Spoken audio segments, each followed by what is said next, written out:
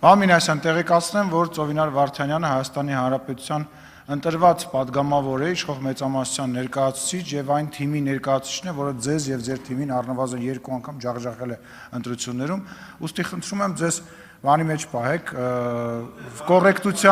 կոռեկտության սահմանների մեջ պահեք, որովհետեւ եւ ոնց ինչ աշխատում դուք ինչ եկեք։ Մամինասյան, մի տարբերություն ձեզ մենք գործի ենք գալիս, դուք գալիս եք, չգիտեմ ինչի համար։ Այժմ եզրափակիչ ելույթի կարիք տեսնում եք, համեցեք տիկին նախարար։ Եկել եմ, որ ձեզ աշխատավարձ տամ, պակեվա վճար տամ, ինչ եմ եկել։